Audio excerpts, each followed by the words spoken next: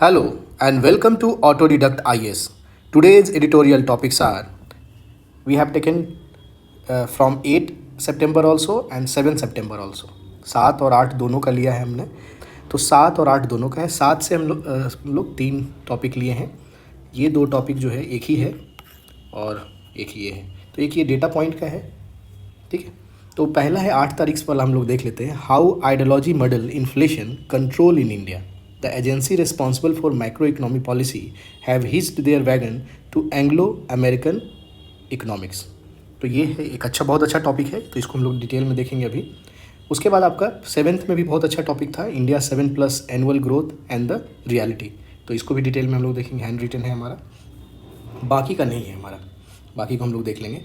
तो ये इसमें है taking stock of investor. Basically ये आपका डेटा पॉइंट वाला है जिसमें कि 10 करोड़ के आसपास हम लोग का डीमेट अकाउंट खुल चुका है इंडिया में, ठीक है ना. उसके ऊपर है ये डेटा, थोड़ा सा है, ज़्यादा नहीं है.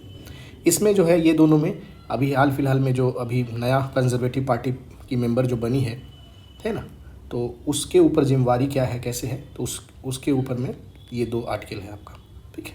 तो हम लोग पहला स्टार्ट करते हैं 8 तारीख से, ठीक है. देखिए, अगर इस पूरे को देखना है कि कैसे, मतलब इसको शॉर्ट में देखना हो, तो पहले मैं एक बार शॉर्ट में बात करते हैं, फिर इसको हम लोग डिटेल में लेंगे. तो देखिए, ये बेसिकली अगर आप टाइम लाइन पे अगर आप बात करते हो, तो टाइम लाइन पे आप एक जो इकोनॉमिक में जो मेजर फेज़ है आपका 1929 का है, ग्रेट डिप्रेशन, ठीक है. उसके बाद एक और आता है बीच में जो प्रॉब्लम क्रिएट करता है वर्ल्ड इकोनॉमी में. 1970 में ऑयल शॉक होता है ना, और यहाँ पे ग्रेट डिप्रेशन होता है. इसके बाद अभी का जो आपका अभी फ़िलहाल जो आया है, अभी जो कोविड-19 का है, तो कोविड के बाद का, ठीक है ना, कोविड-19 के बाद का. तो देखिए, इसके बाद में यहाँ पे इस टाइम में एक नया इकोनॉमिक पॉलिसी या नया इकोनॉमिक आइडियोलॉजी आता है, ठीक है. आप नाम सुने होंगे केनीज का, KEYNES, केनीज ही है ना. एक स्पेलिंग देख लेना दीजिए, ठीक है ना. यही है केनीज, ठीक है. और दूसरा यहाँ पे एक और आता है, इसको अल्टरनेटिव, मतलब ये काम यहाँ नहीं कर पाता, ये वाला काम यहाँ पे नहीं करता है, तो दूसरा एक मॉडल आता है, ठीक है. उसमें आपका मिल्टन है ना, मिल्टन फ्रेडमैन का आता है, ठीक है ना. मिल्टन फ्रेडमैन, ठीक है ना. तो ये 2 आदमी का आता है. अब देखिए, इसमें क्या होता है, यहाँ ग्रेट डिप्रेशन रहता है. अब इसके बाद इकोनॉमी बिल्डअप करना है. तो ये इनका मानना था केनीज का कि गवर्नमेंट को कैपिटलिस्ट इकोनॉमी में गवर्नमेंट या स्टेट जिसको बोल रहे हो, उसको चाहिए कि वो अपना स्पेंडिंग बढ़ा के रखे. स्पेंडिंग बढ़ाएगा तो इससे क्या होगा, डिमांड बढ़ेगा. और इस डिमांड को फुलफ़िल करने के लिए जो प्राइवेट प्लेयर हैं, ठीक है ना, प्राइवेट वही कैपिटलिस्ट हैं, वो भी अपना डिमांड बढ़ाएंगे, प्रोडक्शन ये प्रोडक्शन बढ़ा के रखेंगे. तो इससे इकोनॉमी क्या होगा, आपका बूस्ट हो जाएगा, ठीक है. ये बात समझ में आया. ऐसा ही सिंपल इतना ही समझना, इससे ज़्यादा जरूरत नहीं. और ये काम इनको ये जो आइडियोलॉजी था, इसका प्रूफ तुरंत मिल जाता है. और ये हिटलर के द्वारा, हिटलर अपने यहाँ पे जर्मनी में ये गवर्नमेंट स्पेंडिंग करके, जैसे रोड बनाने के लिए, रेलवे है ना, पुल बनाना, ये सब सारा चीज़ बनाकर वहाँ का इकोनॉमी को ठीक कर लेता है. तो ये एक तरह से हिटलर इसको प्रूफ कर देता है. लेकिन जब ये आपका ऑयल शॉक के बारे में हम आपको थोड़ा बताते हैं. इस टाइम में क्या हुआ था, 1970 में जितने ऑयल प्रोड्यूसिंग कंट्री थी, सब साथ में आए और वो अपना प्रोडक्शन लिमिट कर दिए, क्योंकि वो चाहते थे कि प्राइस कंट्रोल करना, सिंपल. अब ये प्राइस कंट्रोल करने लगे. उससे क्या हुआ, प्राइस कंट्रोल के कारण क्या हुआ, ये यूरोपियन जो कंट्री है वहाँ पे प्रॉब्लम आने लगा. और वहाँ पे यूरोपियन कंट्री में आपको स्टैगफ्लेशन देखने को मिल गया. स्टैगफ्लेशन का मतलब होता है इन्फ्लेशन भी होगा और प्लस आपका आउटपुट जो है वो कम रहेगा, ठीक है. ये दोनों ही अजीब स्थिति रहता है. और इस स्थिति को फुलफ़िल करने के लिए आपका ये मॉडल जो था, केनीज मॉडल, वो तैयार नहीं था, ठीक है ना. तो इसके बाद दूसरा कुछ मॉडल इन्हीं के जो फॉलोअर थे देते हैं, लेकिन वो फुलफ़िल नहीं हो पाता है. तो फिर उस समय में फ्रेडमैन का आगमन होता है, मिल्ट फ्रेडमैन. और ये इनका कहना था कि आप अनएम्प्लॉयमेंट वगैरह पे ध्यान नहीं दीजिए, मतलब एक लाइन पे, सॉरी उतना हम डिटेल में नहीं जाएंगे अभी. आपको जो ध्यान देना है, आप सिर्फ और सिर्फ आप ध्यान दीजिए इन्फ्लेशन कंट्रोलिंग पे, ठीक है ना. इन्फ्लेशन कंट्रोल पे ध्यान दीजिए. आप अनएम्प्लॉयमेंट हो रहा है, होने दीजिए, उस पर आपको ध्यान नहीं देना. आपको इन्फ्लेशन कंट्रोल रखिए, इसी से आप ठीक कर लोगे, ठीक है. और यही मॉडल जो है यहीं से आपको बाद में जो सारे ऑल ओवर वर्ल्ड में आने लगा कि सेंट्रल बैंक का रिस्पॉन्सिबिलिटी है इन्फ्लेशन टारगेटिंग का, ठीक है ना। और यही हमारा इंडिया भी अचीव कर लिया। तो यही जो एंग्लो इंडियन का जो बात कर रहे हैं ना, यही वाला बोल रहे हैं कि एंग्लो इंडियन जो लिए हैं हम लोग कितना तक सही है, क्या इंडिया में अभी वो लागू हो सकता है। उनका कहना है कि आप बताइए इंडिया में जो आरबीआई है अपना आरबीआई है ये जो है इन्फ्लेशन रेट को क्या कर रहा है, बढ़ा के रख रहा है। इन्फ्लेशन रेट को नहीं, इन्फ्लेशन को घटाना है। इसके कारण ये क्या कर रहा है, रेट बढ़ा रहा है या घटा रहा है। जो लेंडिंग रेट है उसको बढ़ा के रखा है, तभी ना वो चाह रहा है कि हम अपना पैसा बाहर नहीं जाने दें। मतलब ये इन्फ्लेशन टारगेटिंग पे काम कर रहा है, ठीक है नहीं। लेकिन आप यहीं पे अगर आप यूएस का या यूके का बात करो तो ये क्या कर रहा है क्या इन्फ्लेशन टारगेटिंग पे, नहीं। वहाँ पे जितना इसका इन्फ्लेशन टारगेटिंग जो वहाँ का बैंक किया था उससे 4 गुना ज़्यादा है इन्फ्लेशन, ठीक है। लेकिन हमारा यही कंट्रोवर्सी है यहाँ पे, ये जो बता रहे हैं कि जो जहाँ पे मिल्टन फ्रेडमैन जहाँ पे जो हब था उनका, वही कंट्री उनका बात को नहीं मान रहा है और हम लोग मान रहे हैं, ठीक है। तो हम लोग क्यों मान रहे हैं, हम लोग सक्सेस नहीं कर पाएंगे। यही पूरा सार है इसमें, ठीक है। इसको हम लिख दिए हैं इसमें, लेकिन फिर से एक बार हम देखेंगे, जहाँ हम बता दिए अभी उसको दोबारा नहीं करेंगे, लेकिन कुछ पॉइंट है उसको हम लोग थोड़ा सा एलोबरेट करेंगे, ठीक है। तो आइए इस पर देखते हैं। ये सब बात कर ही लिए हैं कि भाई ये इनका नाम जो बुक का था the great theory of economic interest and money, ये था। इसी में ये सब बात किए थे, सोशलाइजेशन ऑफ इन्वेस्टमेंट का बात की थी, ये सब हो गया। स्टैगफ्लेशन समझ में आ ही गया है, अभी जस्ट बात की हम लोग, ठीक है ना। और इसमें क्या होता है ये भी बात कर दिए। इसी के बीच मिल्टन का भी बात हो ही चुका है आपके पास, ठीक है। और यहाँ पे ये भी बात किया कि इन्फ्लेशन पे ही आपको फोकस करना है, बाकी का कुछ नहीं करना है, और इसी से आपको इन्फ्लेशन टारगेटिंग करने लगे हम लोग, ठीक है। और ये जो इन्फ्लेशन टारगेटिंग है इसका पॉपुलराइजेशन सोवियत यूनियन जब कोलैप्स किया उसके बाद ये पॉपुलर हो गया। जैसे हिटलर पॉपुलर करवाए थे, हिटलर जो था वो पॉपुलर कराया था इनको, है ना। वैसे ही सोवियत यूनियन का जब टूटता है तो उसके बाद ये जो मिल्टन फ्रेडमैन पॉपुलर हो जाते हैं, उनका जो इन्फ्लेशन टारगेटिंग वाला जो कंसेप्ट था वो, ठीक है। अब इसी में बात कर रहा है कि एंग्लो इंडियन वाला जो बात किए हैं हम लोग, उससे कैसे इंडिया वाला में कैसे हेल्पफुल होगा, ठीक है ना।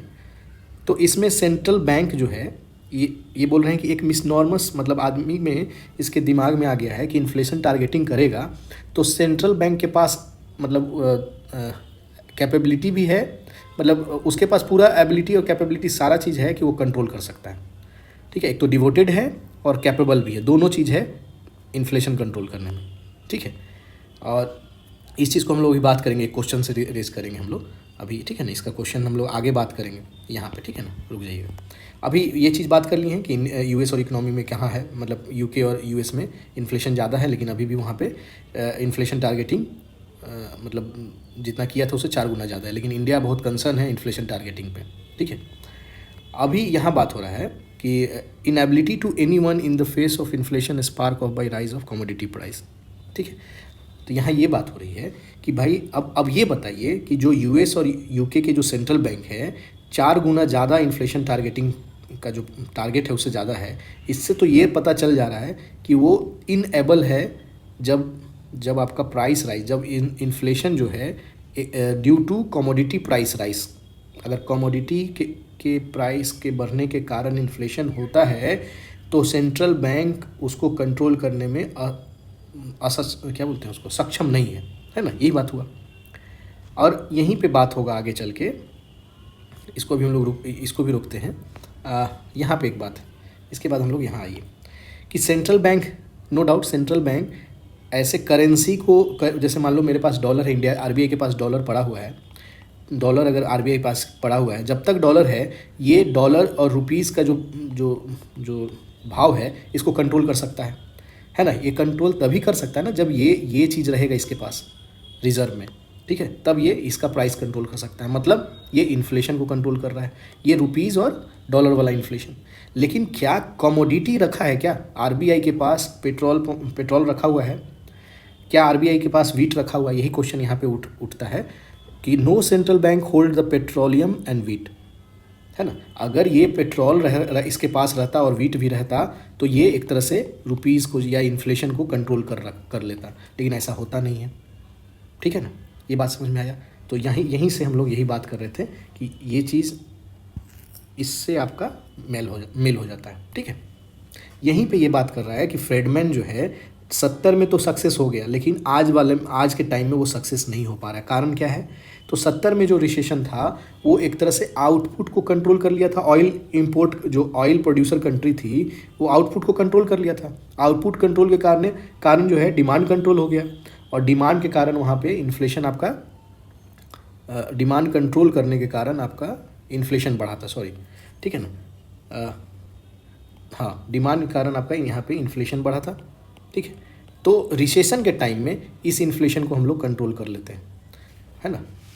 अगर रिसेशन होगा तो ऐसा जो इन्फ्लेशन हुआ, डिमांड आउटपुट कम होने के कारण जो रिसेशन आता है, आउटपुट कम होने के कारण डिमांड घट रहा है, और उसके कारण जो इन्फ्लेशन हुआ वो रिसेशन के टाइम में वो कंट्रोल हो गया था। लेकिन अभी के टाइम में बेसिकली आउटपुट का नहीं प्रॉब्लम है, ये सप्लाई चेन में ही दिक्कत है। सप्लाई ही नहीं हो पा रहा है, सप्लाई चेन ड्यू टू वार और है, इसके कारण जो प्रॉब्लम है, जो अब इसके कारण ये जो फ्रेडमैन है अभी फेल हो गए, ठीक है ना। इसको अभी जस्ट हम लोग जो यहाँ पे समझाए हैं ये वाला बात इससे जोड़ सकते हो, ठीक है। तो ये है आपका आज का जो 8 तारीख वाले था, ये सिंपल फॉर्म में हम आपको पहले ही समझा दिए हैं, उतना भी ध्यान रहेगा तो काम चल जाएगा, ठीक है। चलिए हम लोग 7 तारीख वाला करते हैं। चलिए, पहला आर्टिकल है मेरा 7 सितंबर वाला है, ठीक है ना। तो उसमें था India 7% plus annual growth and the realities. इसमें यही बात कर रहा है कि 7% एनुअल ग्रोथ है या नहीं है, और होगा कि ये नहीं होगा, इस पे बात किया जा रहा है। लेकिन ओवरऑल अगर आप देखो तो इसमें 2 चीज़ बताया है। एक तो पॉजिटिव जो अब हमारे अभी इकोनॉमी में दिख रहा है वो, और जो निगेटिव इन्वायरमेंट अभी बना हुआ है वो दोनों चीज़ दिखाया है, और इंडिया को क्या करना चाहिए वो भी बताया है। तो 3 चीज़ ऐसे आप इसमें देखने को मिलेगा। हम यहाँ से स्टार्ट कर रहे हैं। एक हमारा पहले 5 या 3 तारीख या 5 तारीख का एक आर्टिकल था, उससे हम ये कटिंग लिए। उसमें आपको ये बताए थे कि 8 broad sector that produce GBA count करने के लिए 8 सेक्टर होता है। उस 8 सेक्टर का नाम यहाँ था। पिछले बार भी बोले थे 8 कोर सेक्टर नहीं है, ये दूसरा है। 8 कोर सेक्टर अलग होता है और ये अलग है। इस बार भी बोल रहे हैं, आप नाम याद रखिएगा क्योंकि ये 2-4 बार आ चुका है, तो हो सकता है आने वाले टाइम में इकोनॉमी में ये क्वेश्चन बन सकता है आपका पीटी में। तो इसमें हम लोग पहले बात कर दिए थे कि कुछ निगेटिव दिख रहा था, है ना। ये देखिए यहाँ निगेटिव था, तो सेम ऐसे ही इस आर्टिकल में भी ऐसे ही स्टार्ट किया गया है, और कुछ पॉजिटिव भी था, तो यहाँ पॉजिटिव है। सेम वही चीज़ यहाँ पे है। इसमें हम लोग ये भी बात किए थे कि जो डिमांड के लिए 3 चीज़ जिम्मेदार होता है। एक प्राइवेट कंजम्पशन, फिर गवर्नमेंट एक्सपेंडिंग, गवर्नमेंट जितना ज़्यादा खर्च करेगी उससे उतना पैसा मार्केट में आएगा, और मार्केट में पैसा आएगा तो उस पैसा से फिर से डिमांड जनरेट होगा, ठीक है। ये बात किए हुए थे। और अगला है हमारा फिक्स कैपिटल फॉर्मेशन।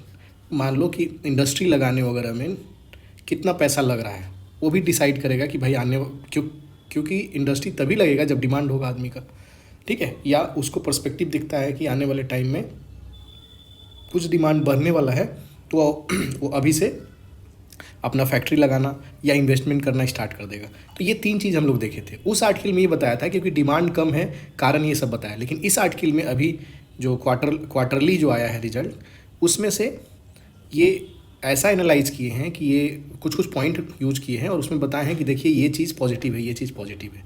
जैसे यहाँ पे बताए थे कि प्राइवेट कंजम्पशन में अगर बात करो तो प्राइवेट फाइनल कंजम्पशन जो है वो एक्सपेंड किया है। अब उसका डेटा ये बताया गया है इसमें कि 25.9% इसमें देखने को मिला है, ठीक है। और अगर हम 2019-20 के हिसाब से अगर जोड़ें, ठीक है ना, 19-20 के हिसाब से जोड़ें तो ये मेरा इतना परसेंट बढ़ा हुआ है, 6.7%, ठीक है। बात समझ में आया? ये पॉइंट जो है 19-20 के हिसाब से। लेकिन ये वाला जो हम लोग आर्टिकल पढ़े थे ये आपका 20-21 का था, ठीक है ना, कोरोना के काल का था। मतलब कोरोना के जस्ट बाद 2000, ये 19-20 बता रहा है ना, ये 19-20, ये आपका 2020 से 2021, ठीक है ना। इससे कंपेयर करके ये वाला आर्टिकल था, इससे पहले वाला। अभी वाला में ये क्या कर रहा है, इससे 1 साल और पीछे जाके कोरोना के पहले का बात कर रहा है। तो उसके हिसाब से देखोगे तो प्राइवेट फाइनेंस कंजम्पशन एक्सपेंड किया है, ठीक है। दूसरा इसमें यही ग्रॉस फिक्स कैपिटल फॉर्मेशन है, उसमें भी 20.1% का इजाफा हुआ है, ठीक है। तो ये दोनों में ही आपका ग्रोथ देखने को मिला है। और ईयर कौन सा मान रहा है? 2020। ये जो है ये जितना है ये फर्स्ट क्वार्टर का है 2022 और 23 का, ठीक है ना। उसका रिजल्ट अभी आया है, उसी को कंपेयर कर रहा है 2019-20 का फर्स्ट क्वार्टर से, ठीक है ना। एक साल मतलब पीछे वाला क्वार्टर में जा रहा है। ऐसे जाना चाहिए था एक ही साल के पीछे में, लेकिन वो उससे भी एक साल पीछे जा रहा है, मतलब 2 साल पहले से ये कंपेयर करके बताया जा रहा है। तो उतना नहीं समझना है आपको सिर्फ टर्म हम पिछले बार बताए थे कि ये टर्म याद रखिए, ये टर्म याद रखिए, ये टर्म याद रखिए, ठीक है। लेकिन अब उससे एक लाइन आगे आपको जाके याद रखना होगा कि जो ये प्राइवेट फाइनल कंजम्पशन अगर डेटा बताना हो तो ये यूज करोगे। ग्रॉस फिक्स कैपिटल फॉर्मेशन, उसका डेटा क्या होगा उस समय का वो बताओगे, क्योंकि एग्ज़ाम में जो पेपर 3 है उसमें लड़का का नंबर कम इसीलिए आता है कि ये टेक्निकल वर्ड नहीं लिखता, ये सब टेक्निकल वर्ड है, इसको यूटिलाइज करना होगा आपको। कम से कम नाम तो सुन लो अभी, बाद में यूज़ करना, ठीक है ना। तो इसमें ये आपका पॉजिटिव दिखा रहा है। उसके बाद हम यहाँ ये दिखा रहा है, एक नेगेटिव बात यहाँ है कि एक्सपोर्ट जो है हमारा माइनस में गया हुआ है, ठीक है ना। ये एक्सपोर्ट जो है ऑल टाइम हाई है, ऑल टाइम हाई मतलब ये इंपोर्ट, सॉरी एक्सपोर्ट तो माइनस में है, लेकिन हमारा इंपोर्ट आज अभी भी बरकरार है और इंपोर्ट हमारा ज़्यादा है, ठीक है ना। और इंपोर्ट ये दिखा रहा है कि इंपोर्ट का जो ये बैलेंस होता है, गैप है, इंपोर्ट ज़्यादा और एक्सपोर्ट कम, क्योंकि ये घट गया है, एक्सपोर्ट घट गया है और इंपोर्ट और उतना ही मेंटेन है, तो इसका जो गैप आएगा ज़्यादा आएगा, है ना। तो नेट एक्सपोर्ट देखो या ट्रेड डिफिसिट देखोगे तो ये ऑल टाइम हाई हो जाएगा एक तरह से, 2011-12 से ये सबसे ज़्यादा दिखने को मिल रहा है। उसके बाद अगला पॉइंट ये बता रहा है, उसी में से बता रहा है कि जो इम्पोर्ट ग्रोथ जो है ये कंटिन्यू करेगा नेक्स्ट फ्यू क्वार्टर में, ठीक है ना। इसका कारण क्या है? इसका कारण ये है कि ऑयल जो है प्राइस वो बढ़ने वाला है, और आपका जो मेक इन इंडिया का जो इंडिया का नारा है उसके लिए आप बाहर से इंटरमीडिएरीज गुड मंगाओगे। इंटरमीडिएरी गुड का मतलब ये होता है कि जो फाइनल गुड बनाने में जो good as a raw material का काम करे या मशीन का काम करे, उसको हेल्प करता हो, उसी को बोलते हैं। तो मशीन वगैरह मंगाना हो तो उसमें ये काम आएगा। तो ये दोनों ही आपको क्या करेगा कि आपका एक्सपोर्ट को बढ़ा के रखेगा, ठीक है। अगला ये बात राइटर ये बोल रहे हैं कि अगर आपको 7% जीडीपी का बरकरार रखना है या आपको चाहिए कि 7%, तो आपको दो चीज़ पे ध्यान देना होगा कि एक तो आपका एक्सपोर्ट को पॉजिटिव करना होगा और दूसरा एफडीआई को भी बढ़ाना होगा, ठीक है। ये बात ठीक है। अगला हमारा जो राइटर बात कर रहे हैं कि परचेजिंग मैनेजर इंडेक्स जो है PMI जिसको बोलते हैं, ये बहुत ज़्यादा है, ठीक है ना। 56.2 है अगस्त का, इससे पहले 56.4 था। तो ये एक तरह से दिखाता है कि ये बेसिकली परचेजिंग जो है इसका बढ़ना और घटना दो चीज़ बताता है। अगर ये इंडेक्स बढ़ता है तो इसका मतलब मार्केट में आने वाले टाइम में डिमांड होगा। जैसे 1 महीना 2 महीना पहले ये अगर बढ़ा हुआ है तो 1-2 महीना बाद में मार्केट का डिमांड बढ़ेगा। अगर ये घटा हुआ है तो 1-2 महीना बाद हो सकता है मार्केट में डिमांड घट सकता है। तो एक तरह से इंडिकेटर है कि मार्केट कैसे काम करेगा आगे वाले टाइम में। तो ये दिखा रहा है क्योंकि ये पॉजिटिव है, तो इसका मतलब ये एक्सपेंशन वाला मार्केट है, ठीक है ना, कॉन्ट्रैक्शन वाला नहीं है। 56% है, ऑफ कोर्स ये ज़्यादा है, एक्सपेंशन वाले साइड में दिखा रहा है, ठीक है। तो ये नया टर्म है, इसको याद रखिएगा, ठीक है ना। परचेजिंग मैनेजर इंडेक्स क्या होता है वो भी बता दिए। उसके बाद अगला है आउटस्टैंडिंग बैंक क्रेडिट। वो बैंक क्रेडिट भी बढ़ा हुआ है 15.3। इसका मतलब बैंक क्रेडिट बढ़ा हुआ है मतलब मार्केट में पैसा ज़्यादा गया हुआ है। क्रेडिट दिया हुआ है मतलब ज़्यादा आदमी के पास पैसा गया हुआ है। पैसा अगर दिया हुआ है तो डिमांड बढ़ेगा ना, तो वही चीज़ यहाँ बता रहा है, ठीक है ना। उसके बाद एक और चीज़ बताया है कि पॉजिटिव में कि हमारा GST कलेक्शन बहुत ज़्यादा हुआ है, ठीक है ना। ये जुलाई में था 1.49 और अभी 1.4 लाख करोड़ में आता है, तो ये भी एक्सपेंशन किया हुआ है। ये जो है एक्सपेंशन क्यों किया है, इसका 2 कारण ये बताए हैं कि जो आपका इन्फ्लेशन के कारण जो है GST कलेक्शन बढ़ा है। एक तो होलसेल प्राइस इंडेक्स भी बढ़ा हुआ है, उसमें भी इन्फ्लेशन है, और कंज्यूमर प्राइस इंडेक्स में भी, होलसेल और कंज्यूमर, हाँ ठीक, तो इसमें भी बढ़ा हुआ है। इसके कारण GPI जो है इतना ज़्यादा कलेक्शन हुआ है, ठीक है। अगला पॉइंट ये है कि सेंट्रल कैपिटल एक्सपेंडिचर, जो गवर्नमेंट जो है वो अपना कैपिटल एक्सपेंडिचर मतलब समझते हो, जो वैसा एक्सपेंडिचर जहां हम खर्चा करें तो वो फर्दर कुछ जनरेट करे आउटपुट देने में, तो वैसा में सेंटर जो है वो ज़्यादा खर्च किया है, ठीक है। और उसका इस क्वार्टर में 62.5% का दिया हुआ है, ठीक है। उसके बाद अगला पॉइंट हमारा है सेंटर ग्रॉस टैक्स रेवेन्यू। जो रेवेन्यू है ये GST था, ये टैक्स रेवेन्यू है, ये 25% का ग्रोथ देखने को मिला है पहला क्वार्टर में। और इसका कारण क्या है कि भाई इसमें आप नॉमिनल GDP में देखोगे 26.7% है, ठीक है, 26.7% है, और रियल जीडीपी जो है 13.5% है। आप लोग अगर नहीं पता होगा तो एक टर्म है यहाँ पे हम लोग लिखे हुए हैं, जीडीपी डिफ्लेटर पढ़े। ठीक है, इसमें जीडीपी डिफ्लेटर का मतलब होता है नॉमिनल ऊपर होता है, जीडीपी डिफ्लेटर अगर होगा तो नॉमिनल जीडीपी और बटे रियल जीडीपी, ऐसे ही पढ़े हम लोग। तो ये एक तरह से क्या शो करता है, ठीक है ना, ये दिखाता है कि जो जीडीपी में अगर जैसे अभी के हिसाब में ये बढ़ा हुआ क्यों दिखा रहा है, ठीक है ना, अभी जीडीपी क्योंकि अगर आप इसको निकालोगे तो ज़्यादा आएगा, है ना, ऊपर ज़्यादा है तो ज़्यादा ही आएगा ना। ये 26 ऊपर है और नीचे 13 है तो ज़्यादा आएगा, ये बढ़ा हुआ है तो ज़्यादा आएगा। तो जीडीपी ज़्यादा है, नॉमिनल वाला ज़्यादा है, तो ये दिखाता है कि ये एक्चुअल में इन्फ्लेशन के कारण जीडीपी बढ़ा हुआ है, ना कि इनपुट के कारण। हम लोग एक्चुअल में कोई प्रोडक्शन बहुत ज़्यादा नहीं कर लिए हैं कि मेरा जीडीपी बढ़ गया है, ठीक है। तो वही यहाँ पे बात किया है। द रेशियो क्या शो करता है उसके बारे में यहाँ दिखा रहा है। The increase in GDP has happen on account of high price rather than increase in output. ध्यान रहेगा ये बात, ठीक है। वही चीज़ यहाँ पे ये बात किया है। इसको जीडीपी डिफ्लेटर को एक और नाम से जाना जाता है, वो ध्यान रखिएगा।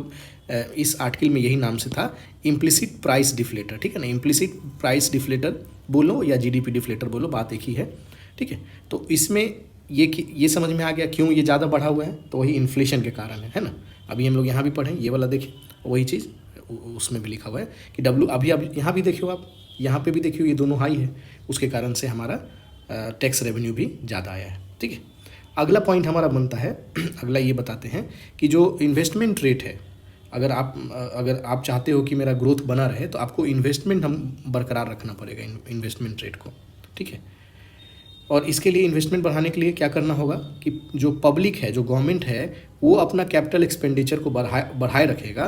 तो ये क्या हेल्प करेगा कि प्राइवेट कैपिटल एक्सपेंडिचर जो होगा वो भी बढ़ेगा, क्राउड इन कर सकता है। क्राउड इन का मतलब पता है, क्राउड इन और क्राउड आउट एक टर्म है। क्राउड इन मतलब हुआ कि जैसे आप आ रहे हो तो और आदमी भी वही काम में आ जाए, तो क्राउड इन हो गया।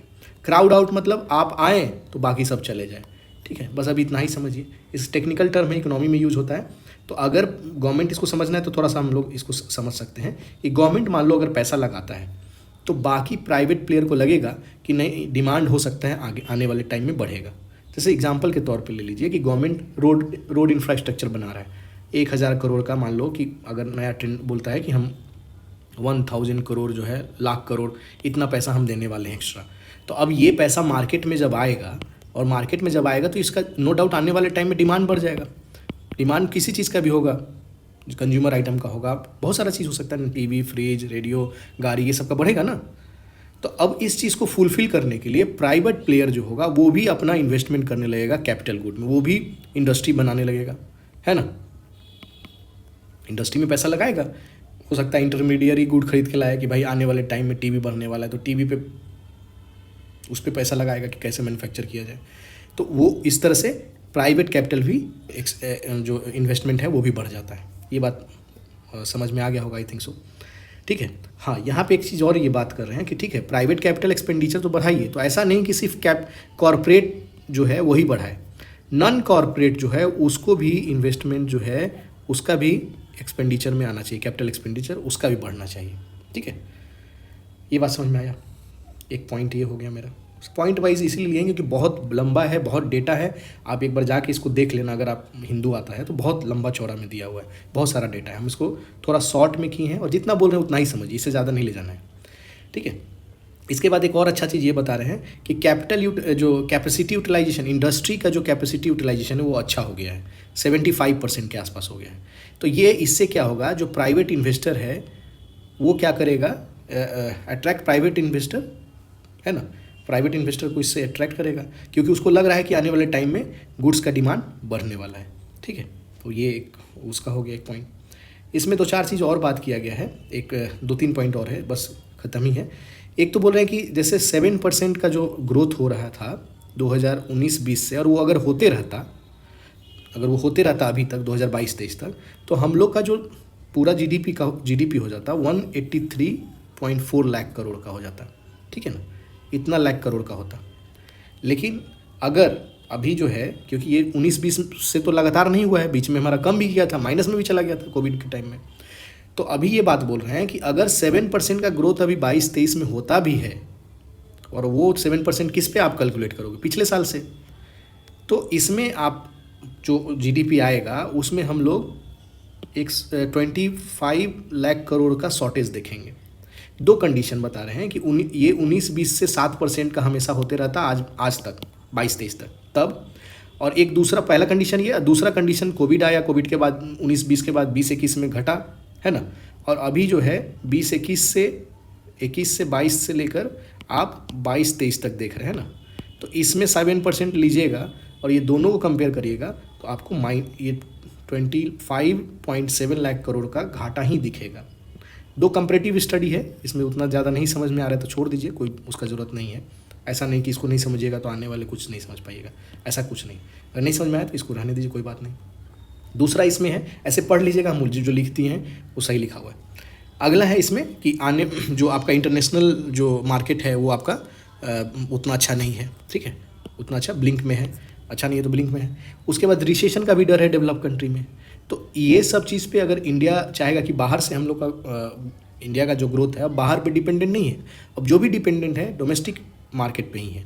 तो इसीलिए ये बोल रहे हैं कि ये ज़रूरी हो गया है कि हमारा डोमेस्टिक इन्वेस्टमेंट को बढ़ाना होगा, ठीक है ना। डोमेस्टिक इन्वेस्टमेंट अगर बढ़ता है, ये डोमेस्टिक इन्वेस्टमेंट बढ़ाना ज़रूरी है, तभी हम अपना ग्रोथ को मेंटेन रख पाएंगे, ठीक है।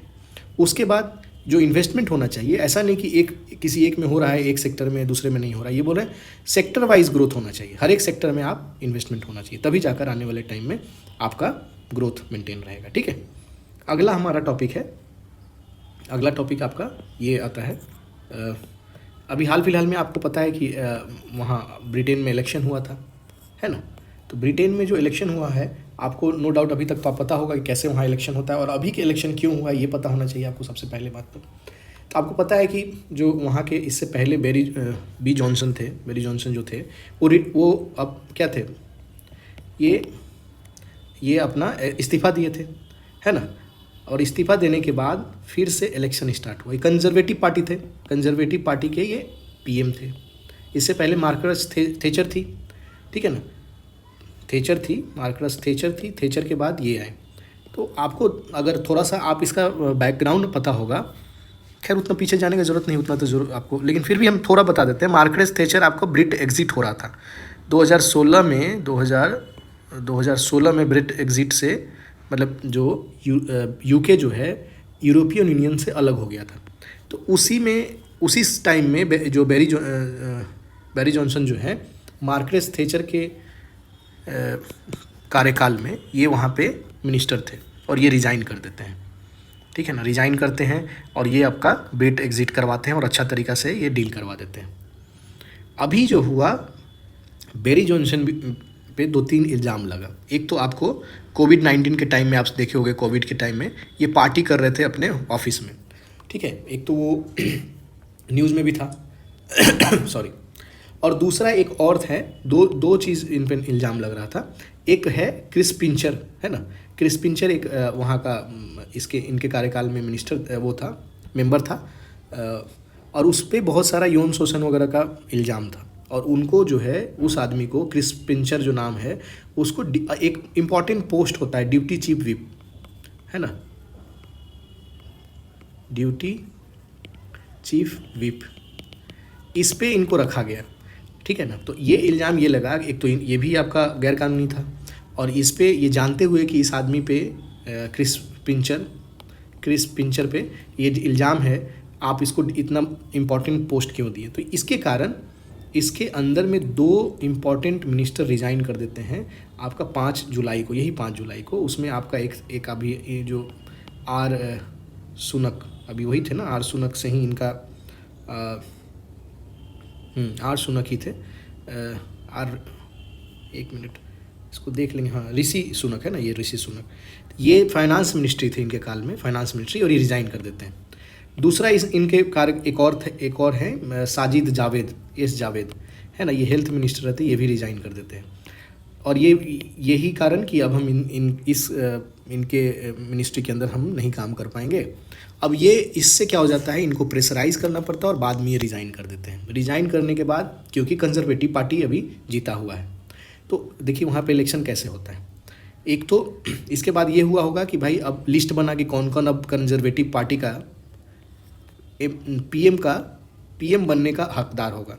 तो मान लो लिस्ट बहुत सारा होगा, अब इस लिस्ट को बहुत सारा इलेक्शन के बाद ये जो पहला पाली 2 तक पहुंचाया जाता है 2 आदमी में, ठीक है ना।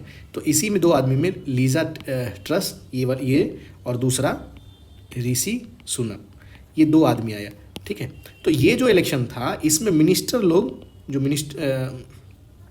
मिनिस्टर नहीं, जो मेंबर हैं पार्लियामेंट के, वो लोग यहाँ पे वोटिंग कर रहे थे कंजर्वेटिव, ठीक है ना। कंजर्वेटिव पार्टी का ही जो मेंबर है पार्लियामेंट का, कंजर्वेटिव पार्टी का जो मेंबर होंगे पार्लियामेंट में, ठीक है ना, वही वोट करके बोलेंगे कि नहीं यही 2 आदमी में अब आया। अब इसके बाद जो इलेक्शन होता है, यहाँ तक तो ऋषि सुनक जीत रहे थे, ठीक है ना।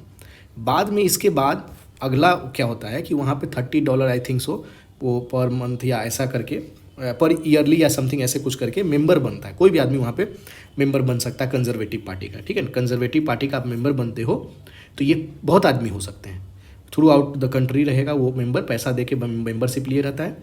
अब ये जितने मेंबर है कंजर्वेटिव पार्टी के, अब ये दोनों पे वोट करेंगे, है ना। अब ये दोनों पे वोट होगा और जो ऋषि सुनक हारे हैं यहीं पर जाकर हारे हैं, ठीक है ना। ऋषि सुनक ये वाला वोटिंग में दो वोटिंग का पहला पार्ट समझ में आया।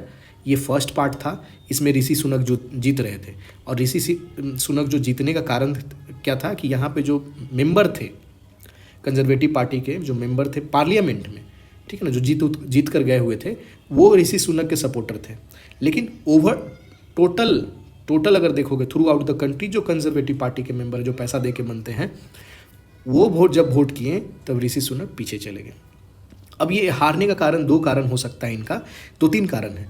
एक तो ऋषि सुनक पहला तो टैक्स पे बोल रहे थे कि नहीं टैक्स को हम लोग नहीं घटाएंगे, क्योंकि पार्टी जो है अभी जो कंट्री है कोविड से आया है, अभी टैक्स घटाएंगे तो हम लोग आगे ग्रोथ नहीं कर पाएंगे, ठीक है। एक तो ये बात, और इसी के अपोजिट में ये बोल रहे थे कि नहीं हम टैक्स घटाएंगे जिसके कारण आपको इन्फ्लेशन का मार नहीं झेलना पड़े, ठीक है। अच्छा, ऋषि सुनक को आपको पता होना चाहिए, जो हमारे इन्फोसिस के जो चेयरमैन हैं उनकी बेटी से इनका शादी है।